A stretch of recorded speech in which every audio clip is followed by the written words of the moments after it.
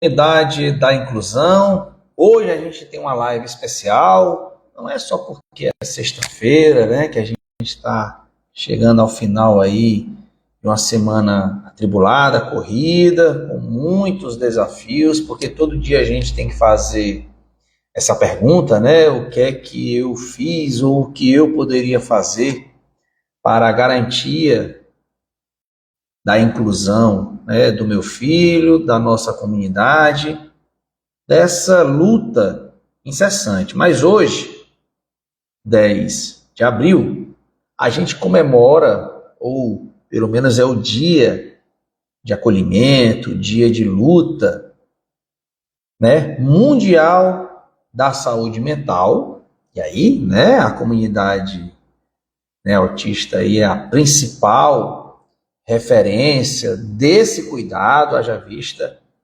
que é a comunidade autista que detém o maior índice de suicídio, tá? De depressão, ou seja, de adoecimento mental, em razão de uma coletividade que se organiza de forma excludente, que retira dela, que afasta, que agride, que violenta pessoas neurodivergentes, tá?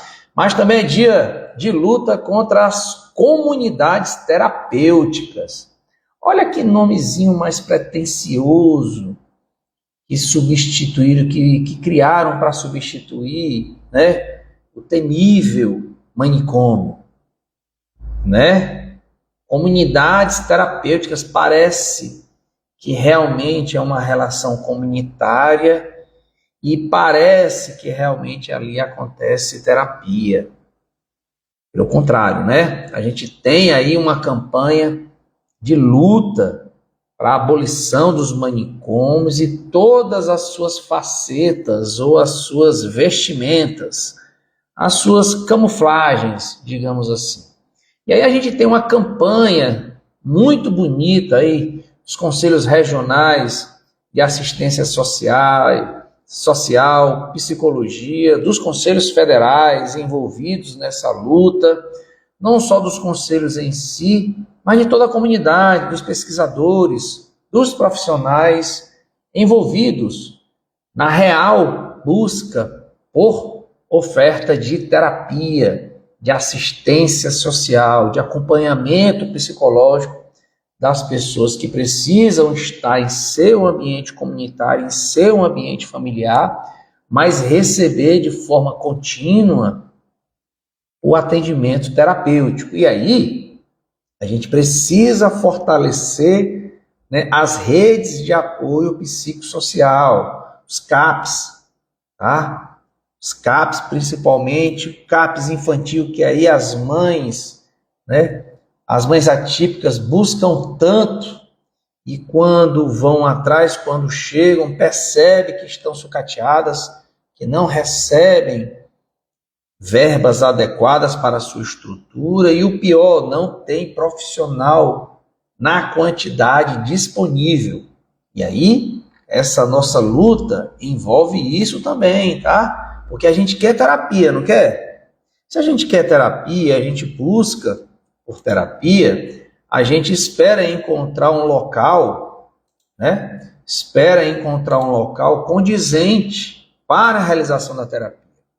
E não um prédio aí, tá? Que não tem a estrutura física adequada, que não tem os profissionais para a realização desse momento terapêutico. E aí a gente busca pressionar os governos, mas ele precisa ter verba para isso, né? Então, assim, a gente precisa pressionar para que a verba realmente chegue onde deva chegar, que são as redes, né, de apoio psicossocial, os CAPs principalmente. E aí, tá? Todo mundo que é da comunidade, né? Todo mundo que é da comunidade autista, da comunidade divergente, neurodivergente, precisa estar comunhando dessa luta dos conselhos federais aí de psicologia, de assistência social, na luta aí contra as comunidades terapêuticas, tá? E aí a gente compartilhou aí na nossa página as postagens dos conselhos federais, das universidades, dos seus centros acadêmicos envolvidos. Então, essa movimentação, essa luta para que haja o fim dos manicômios aí travestidos de comunidades terapêuticas, que não há terapia e não há comunidade se você está submetido contra a vontade a ficar internado em um lugar, tá? Você tem que estar no seu ambiente familiar e compartilhando de momentos terapêuticos em que você possa estar e retornar para o seu ambiente familiar ou comunitário, né, como o próprio nome diz. E também é dia de falar, né, do combate, dia nacional aí de combate à violência contra a mulher, tá? Então, saúde mental entrelaçada com a luta contra as comunidades terapêuticas, e aí toda a força a esse movimento dos conselhos federais de psicologia e assistência social. A gente está junto nessa luta, a gente precisa estar junto se a gente quiser fortalecer as redes de apoio psicossocial, que é onde a gente espera que ocorram as terapias. A gente está nesse movimento aí de judicialização para garantir a terapia se o município não fornece por meio, tá, de ação judicial. E aí a gente já mostrou na live de ontem o passo a passo para a obtenção da ação judicial, para você que é mãe atípica conseguir de forma facilitada, de forma estratégica, o caminho adequado para você conseguir a terapia para o seu filho, tá? Não tem nada demais, é uma ação judicial, né? Não é complexa, não vou dizer que seja simples, mas não é complexa, é fácil de fazer por quem é especialista. Então você tem que se valer, né, de um núcleo de prática jurídica na faculdade, da defensoria, de uma associação que tenha, né, um grupo jurídico especialista para lhe orientar, para fazer seu processo. Mas, enfim, a gente tem uma violência silenciosa, tá? Uma violência silenciosa, uma violência ocultada, tá? Como a exclusão atípica, e aí eu trouxe aqui o nosso passo a passo para a live, a falta de rede de apoio e a negligência com a educação inclusiva não só adoecem crianças e jovens neurodivergentes, que são os alunos, né? Mas também provocam um adoecimento mental devastador nas mães, que é a forma mais silenciosa de violência, é a violência mental, né? Então, nesse dia de luta contra as comunidades terapêuticas, que são os manicômios aí maquiados, né, com nome, inclusive, para poder enganar, porque de terapêutico não tem nada, de comunidade muito menos. Também a luta contra a violência contra a mulher, e nada melhor do que a gente, né, encampar a luta das mães atípicas, que muitas vezes sozinhas buscam as terapias, buscam as escolas inclusivas para os seus filhos e não encontram. E aí a gente vê também muita divulgação na luta por melhoria das condições de trabalho dos professores, valorização salarial, dos cargos e carreiras. Tudo isso é muito válido, porque toda a função precisa ter o seu cargo, a sua carreira, a sua ascensão valorizada, o seu salário valorizado. Mas as condições de trabalho também precisam estar na ordem do dia das reivindicações. E aí eu sempre vou lá, compartilho, tá, nos Instagrams, nas postagens dos sindicatos, lembrando que os professores precisam estar junto com as mães nessa luta pela educação inclusiva. E aí quando a gente também percebe análises, comentários sobre o que a educação precisa, qual a mudança que a educação precisa passar para melhorar, para desenvolver-se, ser um ambiente realmente em que os alunos não só encontrem um ambiente de aprendizado, mas possam despontar naquela concorrência internacional de alto nível que todo mundo fala. Mas antes de mais nada, sem uma escola inclusiva não há educação, pelo menos não há educação cidadã. Não há como você falar de projeto de educação sem antes condicionar esse projeto a um projeto de educação inclusiva. E não existe projeto pedagógico, projeto educacional que exclua e que pretenda ser exitoso, pretenda chamar-se de educação para a cidadania, ou, né, educação para a efetivação dos direitos, que antes da formação do técnico, do profissional, você precisa ter a formação cidadã, formação humanística, formação enquanto ser humano valorizado, para que quando você for aquele profissional de super destaque, você ser valorizado não só como uma ferramenta, mas como ser humano, né, que se aperfeiçoou, que é o que você busca, que é o que todo mundo busca, né? Então vamos falar sobre os 7 casos de violência por dia, e aí noticiado no Correio Brasiliense, dando destaque aqui no Distrito Federal, há 7 casos de violência todos os dias nas escolas. A gente tem aí o manifesto contra as comunidades terapêuticas, divulgado aí pelos Conselhos Federais de Psicologia e Assistência Social. A gente tem a saúde mental de quem cuida, e aí a gente traz para o debate, traz para essa necessidade de atenção à mãe atípica, que adoece junto com seu filho, que é o público de mais incidência de depressão, de suicídio, tá? E por que o acolhimento é um direito e não é um favor? Todas as vezes que a gente vê programas, tá? Documentários sobre o autismo, a gente já percebe a busca, a exigência, a cobrança pela educação inclusiva, principalmente, pelas terapias, pelas habilitações, a partir de um diagnóstico precoce, há muito tempo, há mais de 10 anos. E a gente ainda continua repetindo esse discurso, continua cobrando. A gente sabe que a nossa legislação é impositiva, ela judicialmente garante esses direitos de forma individual para quem entra com ação judicial. A gente espera que isso seja uma política pública, uma política de Estado, que vá além de uma política de governo ou de um governo específico. A gente precisa ter essa constância de construção na afirmação desses direitos através de uma política pública que seja consistente e consolidada durante o tempo, tá? E aí, a gente precisa das mães, dos pais, né, dos educadores, de todos que acreditam num mundo mais acolhedor, tá? A gente precisa realizar essa busca. Então, como é que a gente vai realizar a nossa live? Bem, 10 de outubro, esses dias aí, tripla luta antimanicomial, anti-comunidade terapêutica, anti-violência contra a mulher, tá? E de luta pela saúde mental. Tá? Então eu tenho uma violência silenciosa contra as mães e cuidadores.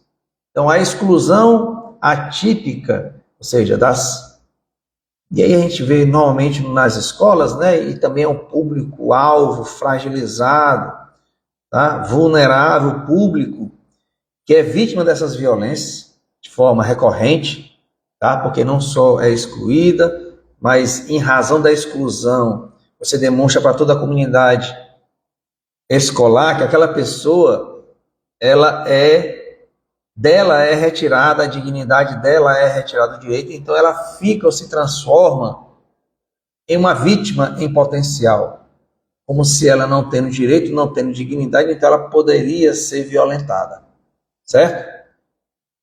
Me lembro aqui até da concepção do Homo Sacer, do George Agamben, que fala justamente disso. Quando a pessoa tem suas dignidades, seus direitos retirados, ela se transforma naquela pessoa, né, que retira dela a dignidade de uma pessoa, então pode ser violentada, abusada, agredida e até morta. Como a gente está acompanhando, infelizmente, alguns casos assim, tá? Então ela provoca um adoecimento mental profundo nas mães, essa falta de inclusão, esse abandono, essa exclusão, essa ausência de direitos, tá? Então isso é uma violência mais que silenciosa, que não deixa marcas físicas, mas destrói por dentro, levando à exaustão, à depressão e, em casos extremos, ao suicídio. Então a gente lembra que o público mais vulnerável para o suicídio, em termos estatísticos, é a população autista. São as pessoas com autismo. E aí a pergunta é justamente essa: quem cuida de quem cuida, né? Quem vai cuidar da mãe? Ou quem vai se preocupar com a saúde mental da mãe? Então aí a gente tem que ter um alerta, uma sensibilidade redobrada para as mães atípicas, tá? Então precisamos falar sobre a sobrecarga invisível. Aí, né? Então é sempre bom comentários, expor, falar sobre a sua rotina de desgaste, colocar, por isso a gente sempre faz nesse horário, tá? A terapia jurídica no autismo, que é justamente esse espaço, esse momento em que a gente coloca pontuações sobre o que está acontecendo, pode ser na semana, no dia, então a gente sempre traz notícias atuais, pontos que são tratados nesse mesmo dia, como é a exemplo dessas 3 lutas de hoje, no dia 10. E aí a gente chega na crise das escolas, a exclusão e violência física. Lembra que eu falei da figura do Homo sacer, tá? Esse conceito trazido aí muito forte nos livros do George Agamben, que fala que a pessoa, quando tem seus direitos negados, sua dignidade negada, ele vai retirando a sua humanidade. Vão retirando dele a humanidade, vão retirando a humanidade de crianças e adolescentes. Então a sua vulnerabilidade, sua hipervulnerabilidade vai se acentuando ao ponto de que as pessoas podem ou acabam achando que aquela pessoa pode ser agredida, violada, excluída, trancada, amarrada, né? Agredida fisicamente, como a gente presencia, infelizmente, em noticiários todos os dias. E aí esse adoecimento, né, tem relação direta com a falta de acolhimento nas escolas, por óbvio, né? A gente vê aí a luta das mães, e essa falta de inclusão, essa falta de acolhimento, de acompanhamento principalmente, é a chave para o desencadeamento de violências morais e físicas dentro da escola, tá? É esse alerta da reportagem aí, muito bem feita lá do Correio Brasiliense, apontando 7 casos de violência por dia nas escolas do Distrito Federal. Só a ponta só do iceberg, né? Porque o que é que está por trás disso? E a gente examinar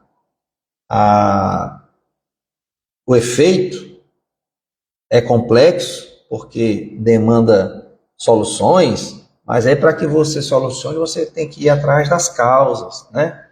Então a base é a falta de educação inclusiva, porque a educação inclusiva coloca o profissional na escola, o profissional de acompanhamento, profissional inclusive especializado dentro da sala de aula, para ficar em auxílio ao professor regente, efetivando essa inclusão pedagógica que deve acontecer. E isso é bom para todos os alunos, presença do professor de inclusão na sala de aula, tá?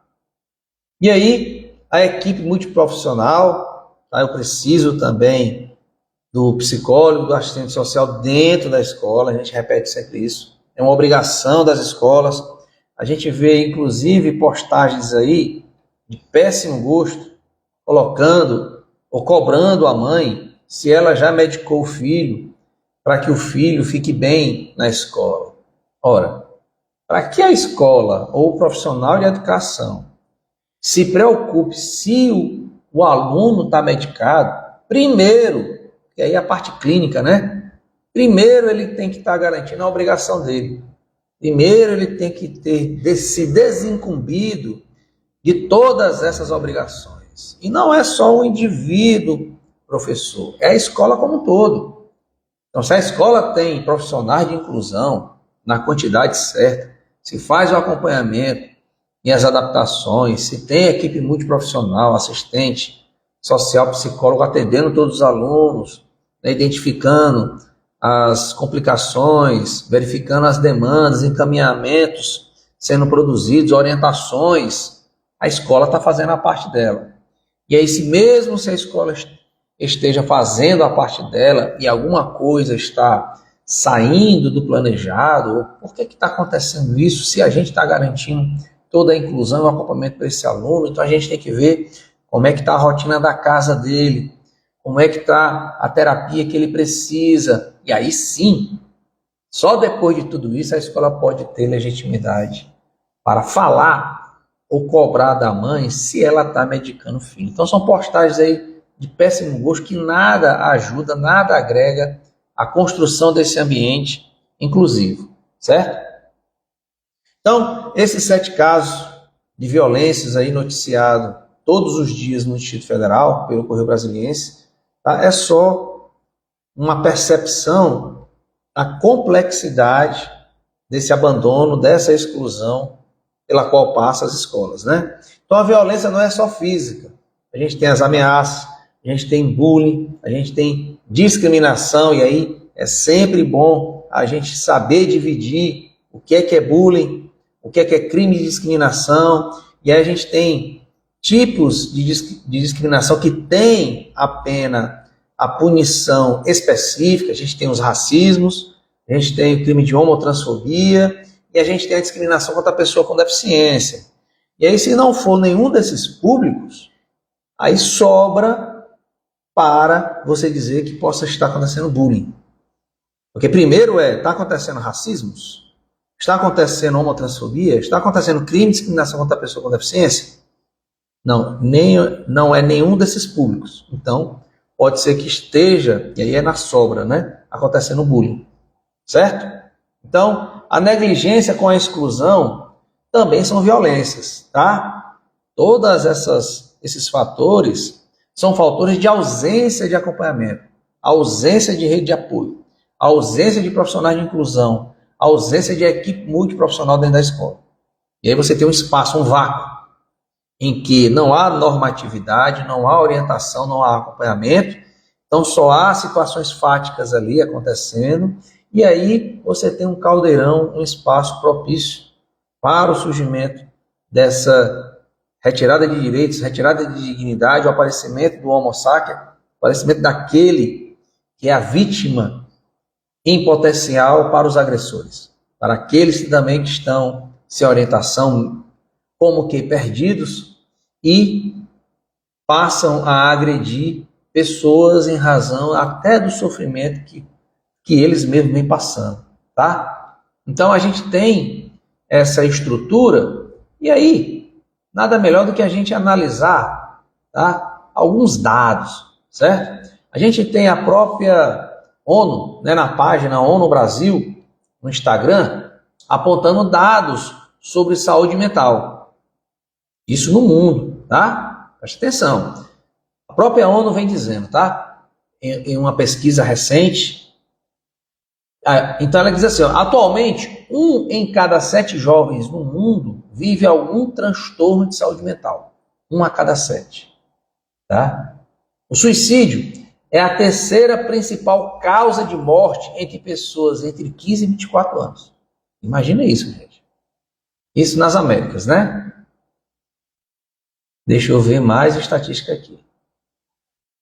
Então a gente tem 1 bilhão, tá? 1 bilhão de pessoas que convivem com transtornos mentais. E aí, 1 em cada 7 jovens, tá, entre 15 e 24 anos, enfrenta algum tipo de condição relacionada à saúde mental. E a depressão, gente, a ansiedade, em termos mesmo de resultado, mesmo econômico, até para a gente sensibilizar aí o pessoal que só olha para esse lado, diz assim, a depressão e a ansiedade geram uma perda de produtividade estimada em $1 trilhão ao ano. Essa é a pesquisa da própria ONU, tá? $1 trilhão por ano, com perdas em razão da depressão e da ansiedade. Imagina aí, se esse dinheiro fosse usado para a garantia do acompanhamento, das terapias e das adaptações que as pessoas precisam, né? Ia ser uma qualidade de vida, tempo, né, e qualidade de vida, distanciamento do adoecimento e em busca de aperfeiçoamento de saúde e, além disso, mais produtividade, né? Então, 50% dos transtornos têm início antes dos 18 anos, gente. 50% dos transtornos tem início antes dos 18 anos. Então, é antes dos 18 anos. Então, são nos adolescentes que estão naquela fase, né, aquela terça parte final da sua escolarização. Os alunos que estão saindo do ensino fundamental e entrando no ensino médio. Tá? Aquela mudança da infância para a adolescência, da infância para a juventude. Tá? O suicídio é a terceira principal causa de morte entre jovens entre 15 e 24 anos nas Américas, né? Cerca de 14% dos idosos enfrentam transtornos mentais, com destaque para depressão e ansiedade. 14% de todos os idosos. Tá? E aí a ONU estabeleceu como meta reduzir em 1/3 os casos de suicídio até 2030. Bem, como é que a gente alcança essa meta, redução de suicídio, se a gente não cuidar, primeiro, cuidar de quem cuida, cuidar das mães atípicas, né? Que é aquela que cuida do principal e do mais frágil público para a depressão e para o suicídio, que são as pessoas com autismo, as mães que cuidam dos seus filhos com autismo. Essas é que respondem pelo cuidado desse público mais vulnerável. Então, primeiro eu tenho que ter uma ação, né, de cuidado dessas mães, porque elas é que cuidam desse público mais frágil.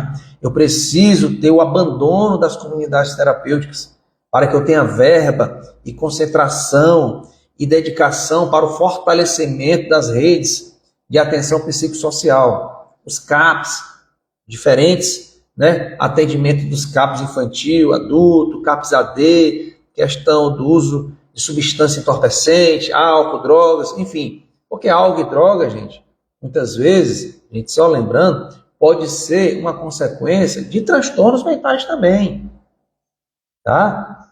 Que levam a pessoa a tentar entorpecer-se, né? Tentar aliviar a dor ou o sofrimento através do uso de substância, tá? Então, essa concentração, essa prioridade deve ser dada para que a gente possa ter uma rede realmente terapêutica, realmente comunitária, e não com esse nome aí, comunidade terapêutica. Isso aí tem que ser abolido. Isso aí é a nova face do manicômio, que ainda continua a tragar recursos públicos, porque são entidades privadas, né, recebendo dinheiro público, sendo financiado pelo Estado para realizar essas atrocidades que são veiculadas aí nos noticiários, tá? Então a gente também passou por essa questão, por exemplo, dados da Polícia Civil apontam que o plano piloto ali, Distrito Federal, e essa aí é uma reportagem de lá, pelo Correio Brasiliano, concentra o maior número de registros de 2025, com 188 casos de violência nas escolas. 188 casos de violência nas escolas, só naquela região. Então, assim, a gente tem um quadro muito grave de violência de forma crescente nas escolas. Isso é um sinal, é um diagnóstico, tá? Da ausência de profissionais para a educação inclusiva. Então, a ausência dessa construção de uma escola realmente que acompanha o aluno, que percebe as dificuldades do aluno, não só as dificuldades pedagógicas, mas as dificuldades socioemocionais dos alunos. Então, eu preciso que essa legislação seja aplicada. Eu preciso da equipe multiprofissional. A equipe multiprofissional composta de psicólogos e assistentes sociais que fazem esse acompanhamento de todos os alunos, não só dos alunos neuroatípicos, que ficam a cargo dos profissionais de inclusão e recebem as suas terapias na rede de atenção psicossocial, que são as RAPs, que a gente precisa fortalecer, né, justamente na contramão aí. E aí, por isso, a luta, o manifesto dos Conselhos Federais de Psicologia e Assistência Social contra as comunidades terapêuticas, tá? Comunidade terapêutica, lembra? Nomezinho fantasioso, que transmuda, que traveste o antigo manicômio. Então, né, a abolição dessa espécie, tá, de manicômio, revestido, vamos dizer assim, com novas roupas, que chamam comunidade terapêutica, e aí destinar os recursos públicos para as unidades mesmo de atenção psicossocial com o fortalecimento delas, certo? E aí a gente, de vez, retirar do Ministério do Desenvolvimento e Assistência Social, Família e Combate à Fome, essas comunidades terapêuticas, né? Abolindo, retira, tá, do Ministério, extingue isso, para que a gente possa ter o fortalecimento das RAPs, aí, que são as redes de apoio psicossocial. Então aí, encampando essa campanha dos Conselhos Federais, tá? Então, repassando aí a nossa força, a gente tem um manifesto lá, e no final eles colocam, né, retirar as comunidades terapêuticas da RAPS, ou seja, da Rede de Atenção Psicossocial, porque ela não é, de forma alguma, ela não merece, né, receber esse nome de apoio psicossocial, porque ela não faz isso, de todas as políticas, pelo fim do Departamento de Comunidades Terapêuticas no Ministério do Desenvolvimento Social, como a gente já falou, pelo fim do financiamento público. Ora, a gente não pode financiar entidades privadas que realizam um trabalho, né, denunciado de trabalho escravo, tortura, tá? E até violências físicas ou ameaças, para não denunciar os desmandos que ali se realizam. Então, em defesa da reforma psiquiátrica, que luta pelo fim dos manicômios, tá? Pelo fim, claro, dessas comunidades terapêuticas horrorosas, tá? Que de terapêutica não tem nada, e nem de comunitária.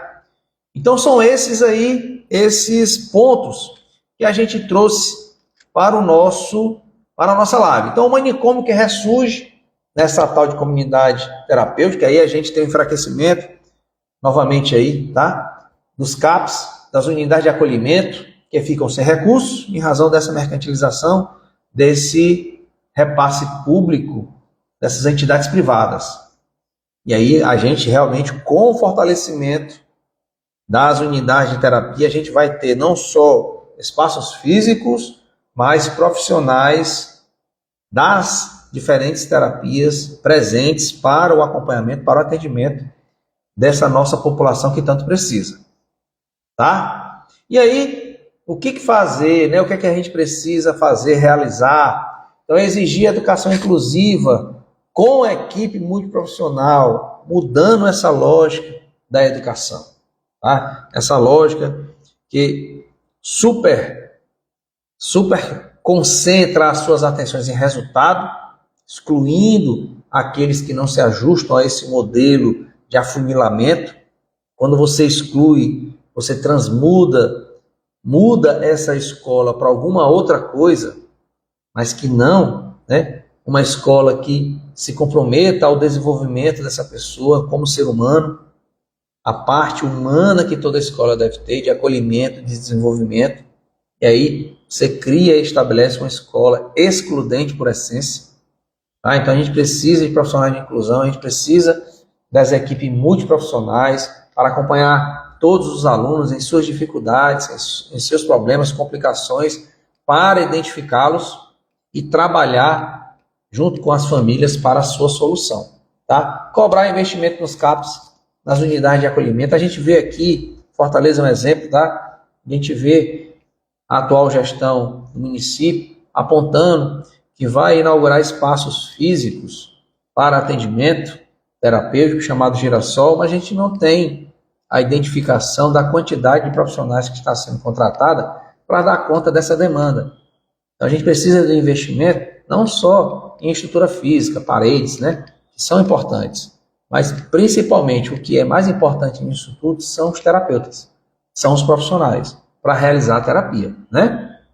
Então a gente precisa de investimento nessa rede, não só em estrutura física, mas em profissionais, tá? A luta pelo fim desse financiamento das comunidades terapêuticas, se eu tenho, né, a retirada desse financiamento, eu tenho fortalecimento, porque eu encaminho esse financiamento para quem realmente deve receber, que são as redes, né, de atenção psicossocial. E aí a gente tem esse retorno, tá? Essa consequência de violentar um filho é violentar a mãe. E se a gente fala de luta contra a violência contra a mulher, a gente tem também que falar contra a violência que essas mães sofrem por não terem a garantia dos direitos de seus filhos. Então a gente tem esse mapa aqui que a gente desenhou e a gente precisa comentar, a gente precisa entrelaçar para saber quais as relações que eles têm entre si, até para entender mesmo, e aí eu me justifico, as postagens de hoje, tá? Que são muito importantes. A gente tem, inclusive, e aí eu repostei, eu vou até resgatar aqui para a gente comentar, uma postagem em que uma avó vai a uma escola e em razão de um incidente, um fato de violência contra o neto dela, ter sido de manhã, à tarde ela vai para tomar satisfação com a direção e acaba agredindo a vice-diretora. Então vejam que a falta de rede de apoio, a falta de profissionais de inclusão, a falta de mediação de conflito na escola provoca não só aquela violência que deveria ser evitada contra o aluno, mas acaba provocando mais violência. Porque se você não tem a solução profissional, o acompanhamento e a solução profissional desses casos, você tem a violência imperando e a violência sendo utilizada como resposta, como solução. Errada? Sim. Mas se você não tem solução profissional, né, de questões que deveriam ter sido evitadas e não foram, tudo bem, mas a gente continua, né, ali acompanhando, chamando a família, mediando para tentar solucionar. Se você não tem nada disso, você abre espaço para a violência. E aí a violência foi a forma com que aquela avó, né, foi tentar resolver porque o neto dela sofreu a violência. E aí a gente vê em muitos comentários, se fosse comigo, né? Se fosse filho meu, eu não sei. E todo mundo que é pai, e aí tem que passar por um exercício muito forte de autocontrole para que você não reaja frente a uma violência contra seu filho, né? A gente tem que se trabalhar muito, mas para que isso não ocorra, porque ninguém quer que seu filho passe por um evento de violência contra ele, né? Nem assistindo e nem contra ele, que é o pior, a gente tem que trabalhar para a construção de uma escola realmente em que o espaço seja harmonioso, não só de harmonia, né? Que é o básico para o desenvolvimento socioemocional, mas que seja propositivo, afirmativo de direitos, garantia de que nenhum aluno vai ficar excluído, nenhum aluno vai ser desrespeitado, nenhum aluno vai ser atacado em sua honra, em sua imagem, né? Agredido fisicamente. Principalmente isso, né? A gente tem uma gradação de violência, mas lembra, a violência moral, a violência, né, que afeta a saúde mental é muito grave também. Haja vista que os dados que a gente trouxe sobre a saúde mental, não só no Brasil não, aqui em Fortaleza, é no mundo. Isso se replica. Se a gente não tem esforços para a contenção ou mediação desses adoecimentos, a gente não consegue reverter esse quadro. E as pessoas continuam se adoecendo mais ainda, e esses quadros de violência só tendem a aumentar, certo? Então, repassando essas análises aí para a gente, porque o que importa é a gente manter essa constância do diálogo, da observância dos problemas e da identificação de suas causas, certo? Porque é isso que a gente consegue fazer para mudar essa realidade. A gente tem que identificar o problema, tá? E buscar quais são as suas causas para pensar soluções, certo? Então aí a gente vem repisando aí, refletindo sobre o dia, tá, de acolhimento pela saúde mental, contra a violência contra a mulher, tá? Dia Nacional de Luta contra a Violência contra a Mulher, lembrando aí das mães atípicas que ficam nesse sofrimento em razão da não garantia da inclusão dos seus filhos, e aí a gente tem a produção dessa violência, do adoecimento mental, como um círculo vicioso aí de retroalimentação, não só de violência, mas de adoecimento, de desrespeito, de negação de direitos e mesmo a interrupção de muitos futuros, porque você negando o direito a um aluno, a uma criança, a um adolescente, você vai fechando portas para o futuro dele. Você vai comprometendo a sua autonomia e aí comprometendo ainda mais o futuro até da própria mãe, que se vê com um filho dependente a vida toda. Então a gente tem que atuar agora, a gente tem que agir agora, a gente tem que exigir agora. Por isso a nossa orientação constante de que não permita nenhum direito a menos, não permita a negativa de nenhum direito, seu ou do seu filho. E aí, sendo do seu filho, em razão da idade dele de desenvolvimento, lute mais ainda. Não permita a negligência, a omissão ou desrespeito do direito dele. E se isso acontecer, notifique por escrito imediatamente. Não resolvendo o problema, entre com a ação judicial, que é a melhor estratégia que a gente pode adotar. Certo? Então, essas eram as questões que a gente preparou aqui para analisar, preparou para debater. E aí, a gente tem aqui uma notícia, eu trouxe também aqui para como uma consequência, um interrelacionamento. Diz assim, que na opinião CE+, tá? Opinião CE, canal aqui de notícias do nosso Ceará. Projeto da deputada Larissa Gaspar, do PT, propõe à Assembleia Legislativa do Estado do Ceará a aplicação de multa ao gestor escolar ou autoridade competente que recusar matricular aluno com transtorno espectro autista ou qualquer outro tipo de deficiência. Tá? Além da questão criminal, porque aqui é crime, eu vou até deixar no comentário o artigo, tá? A lei, a pena que esse artigo traz, essa cominação penal, né? Porque recusar a matrícula em razão da deficiência é crime de 2 a 5 anos, tá? Então é um crime grave, crime de reclusão. Então, além da multa que está sendo colocada aqui para o gestor pagar, a gente tem que alertar e tem que bem informar, tá? Que antes de mais nada é crime esse ato de recusa de matrícula de aluno com autismo, tá? Então, só para repassar aqui essa notícia, para não deixar passar essa observação de que recusar a matrícula de aluno com deficiência é o quê? Crime. Qual é a pena? Vou até colocar aqui a lei nos nossos comentários. É a lei 7.853. Lei 7.853, artigo 8º. E aí eu já estou aqui fresquinho, aqui a lei na minha frente. Constitui crime punível com reclusão de 2 a 5 anos e multa. Vou selecionar e colocar lá no comentário do jornal, tá? Porque isso tem que ser bem difundido, bem informado, conhecido, para que não haja perigo de uma recusa de matrícula acontecer e a pessoa ainda não saber o que fazer, tá?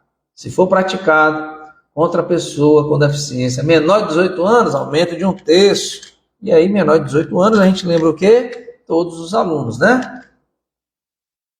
Então, a gente já tem isso a nível federal, certo?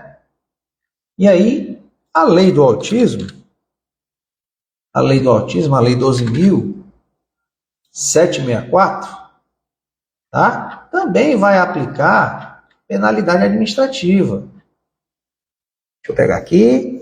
Aqui é o gestor escolar ou autoridade competente que recusar a matrícula de aluno com transtorno espectro autista ou qualquer outro tipo de deficiência será punido com multa de 3 a 20 salários mínimos. Em caso de reincidência apurada, o processo administrativo assegurado contraditoriamente da defesa, haverá perda do cargo. É bom a gente lembrar disso, né? E às vezes a pessoa quer colocar uma lei para combater e aí esquece que já tem lei, né? E aí a gente sempre ouve assim, está faltando ser aplicada. Lei a gente tem, só está faltando o pessoal cumprir. E aí eu vou colocar aqui para a gente ajudar o debate, tá? E aí a gente acaba comentando aqui também. E aí o mesmo comentário que eu vou deixar lá, eu vou colocar aqui na nossa live, tá bom? Lei do autismo, Lei Berenice Piana, Lei 12.764. De quê? 2012, doutor. E ainda a gente precisa lembrar que ela existe, não é? Mas não seja por isso. A gente vai lembrando quantas vezes forem necessários a gente fazer, a gente vai fazendo, tá? a lei e tal. Só coloca a lei seca, e aí o pessoal vai dizer, que lei é essa, né? A lei Berenice Viana. Lei do autismo. Pronto. Aí não vai ter dúvida para ninguém. Certo, gente? Então, nossa live tinha esse propósito, tematizar essas 3 datas, né? Luta antimanicomial contra aí as comunidades terapêuticas, a luta contra a violência contra a mulher e o dia de acolhimento aí para a saúde mental. E claro, a comunidade TEA, tá, é o centro dessa observação, porque a comunidade TEA é a principal comunidade passível de depressão e de suicídio, de adoecimento mental. E aí as mães de toda essa comunidade sofrem junto com seus filhos. E o sofrimento mental é muito grave, tá? Faz com que as mães também entrem em depressão, fiquem sozinhas nesse cuidado. Então, quem é que vai cuidar dela? E aí também elas são fatores de risco para o suicídio. Então, a luta contra a violência contra a mulher passa pela defesa das mães atípicas, para que elas não passem por violência, né, moral, mental, pelo adoecimento mental, em razão do adoecimento por negativa de direitos dos seus filhos. E aí a gente entrelaça esses temas, porque correlacionados, para fortalecer e enriquecer aqui o nosso debate, certo? Então, live de hoje, compromisso cumprido para a nossa terapia jurídica no autismo. E aí, nada melhor do que desejar a todos vocês a manutenção dessa luta, dos cuidados, tá? E que fiquem bem e sempre atentos para o que é que eu posso fazer ou o que eu deveria fazer para garantir a inclusão do meu filho, para garantir a minha saúde mental, porque eu não posso adoecer, porque meu filho precisa de mim. Mas para que eu não adoeça, eu preciso garantir o direito dele. Para eu garantir o direito dele, eu preciso ter uma estratégia, uma clareza de informação para, sabendo do direito dele, saber defender esse direito. E aí a gente defende com ação judicial, que são as ações que a gente sempre vem trazendo para comentário aqui com vocês, tá bom? Então, muito obrigado, gente, pela parceria, por terem acompanhado aí. O vídeo vai ficar disponível para análise, para compartilhamento. E aí nada melhor do que você repassar esse vídeo para quem você acha que poderia ajudar, para quem precisa acompanhar também como uma terapia jurídica. Então, fica aí esse pedido para o encaminhamento e aí desejando sempre tudo de bom para vocês. Até mais, gente.